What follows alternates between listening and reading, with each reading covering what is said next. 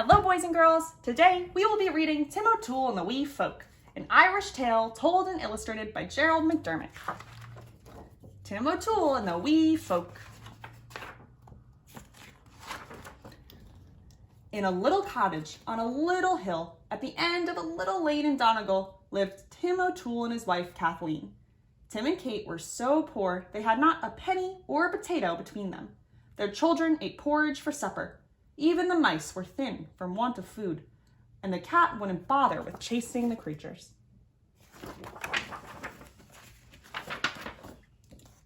Their neighbors, who were poor enough themselves, avoided Tim, for they thought he would bring them bad luck.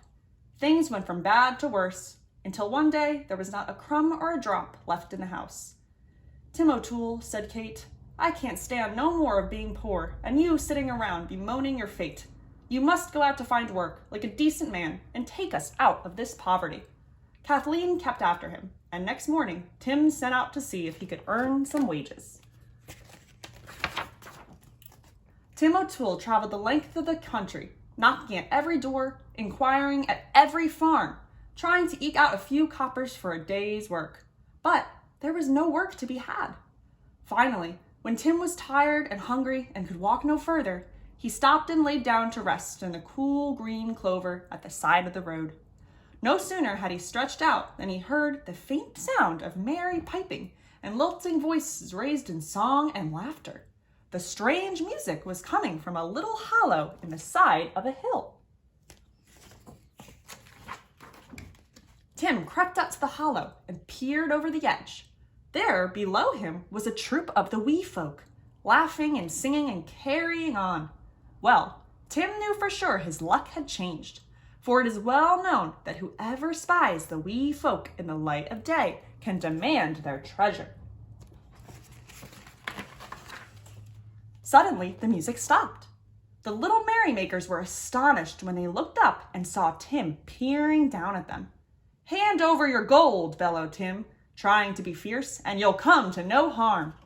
"Have mercy on us, Tim O'Toole," begged the leader of the little people. There was a smile on his lips, and he tried not to laugh. "You've caught us for fair, so we'll see that you're richly rewarded." Then there was hurrying and scurrying in the hollow below, and soon the wee folk handed up a little gray goose. "Here you are, Tim, a goose that lays golden eggs. Go home straight away, tell not a soul, and you and your Kate shall never want more." Tim started for home, carrying the goose and feeling very pleased with himself. Soon, darkness overcame him, and he stopped at a farmhouse to ask if he could stay the night. The couple who owned the farm, the McGoons, let him in and sat down by the fire. Tim began to boast of his great good fortune and the little gray goose that lays golden eggs.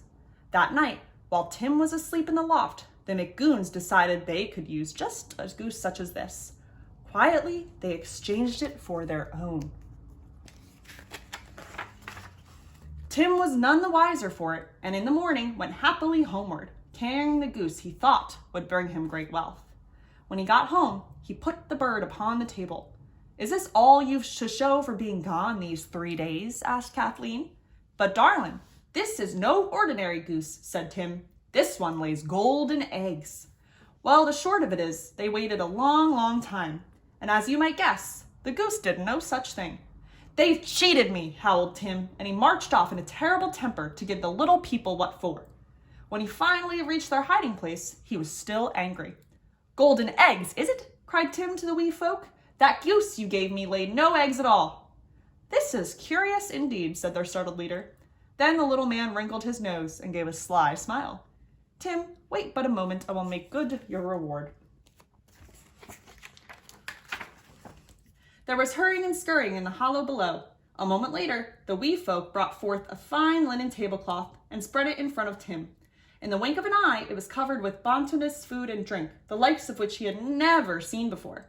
"Take this tablecloth home straight away, Tim O'Toole, and tell not a soul," cautioned the leader of the little ones. "Then you and your darling Kate shall never want more." Tim walked merrily toward home until darkness came on him. Again, he stayed the night with the McGoons and boasted to them of his newfound fortune. The McGoons thought it good fortune indeed. While Tim slept, They slipped away the magic tablecloth and exchanged it for an ordinary one from their very own cupboard. Tim was none the wiser for it, and when he reached home the next day, "Kathleen, my darling," he said, "we'll never go hungry again." With a flourish, he spread the cloth upon the table. Well, of course, it was empty and produced not a drop or a crumb. Kathleen laughed. Tim went into a rage. "The little heathens," he shouted. In a flash, Tim was out the door and on the road again. "Stand fast," Tim called down into the little hollow where the wee folk were gathered. "'Tis pleased you are not, Tim O'Toole," said the leader. Could it be that the tablecloth was empty? All the wee folk were grinning. "Indeed it was, you scoundrel," answered Tim. The wee ones began to chuckle. "And did you go direct home, as we told you?" Tim O'Toole admitted he had twice stayed the night at the Magoons. When they heard this, the little people burst into laughter. "You were a fool to trust the likes of the Magoons," said the leader. "But never mind, Tim. We've got just the thing for you." The little people brought up a strange green hat and gave it to Tim. They instructed him to boast of its magic to the Magoons and to leave the hat where they could find it. "Then we shall see what we shall see," said the wee one. A third time, Tim tarried at the Magoons. He proudly displayed the magic hat the wee folk had given him. Then he crawled up into the loft and pretended to sleep. He had but laid his head upon the straw when he heard the Magoons stir below. "I wonder what sort of magic it is," said Magoon to his wife. Cautiously, he tipped over the hat. Out of the hat jumped 10 tiny men. Each had a little blackthorn club and began to beat the Magoons about the shins and ankles. The couple whooped and hollered and danced around the room, trying to escape the blows of the wee folk. Lay off, begged Magoon. "Tell your henchmen to have mercy, O'Toole." "Give me my linen tablecloth and my little gray goose, and I'll leave you in peace," said Tim, laughing all the while. The Magoons gave back what they had taken. Tim put on his hat, tucked the little gray goose under one arm, draped the tablecloth over the other arm, and headed for home. When Tim arrived, he spread the tablecloth before Kathleen and set down the goose in the middle of it. The bird honked and laid a golden egg. Then the most delectable eatables and drinkables began magically to appear on the table. "Kathleen, my darling," said Tim, "we are happy at last." Or so Tim thought. Folks from all parts soon heard of the O'Toole's good fortune and crowded in to see the wondrous goose.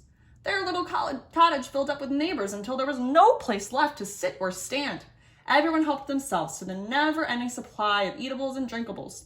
"I never knew we had so many friends," said Tim, "but I think 'tis the time the party was at an end." Tim tipped his hat and out jumped the 10 tiny men with blackthorn clubs. They beat the shins and ankles of the noisy crowd, chased them out of the house, and pursued them down the hill. After that, the cottage was quiet once again. Tim O'Toole and his family were quite comfortable, you might say. They spent many hours in front of the hearth sipping hot tea and chatting and thinking kind thoughts of the wee folk. For all I know, Tim and Kate are there still, in a little cottage on a little hill at the end of a little lane in Donegal.